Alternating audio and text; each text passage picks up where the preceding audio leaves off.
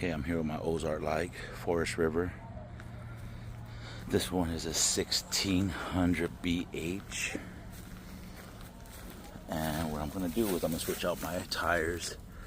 These right here are 205 75 14. The payload on this is about 2,000 pounds. So I'm going to go to a 15 and get a higher payload. I think it's a 2150, something along those lines. But this is my Ozark,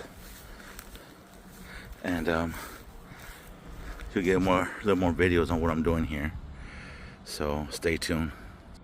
So these are the tires I'm put on 205 75 15, and the payload on these are 2150 max for single.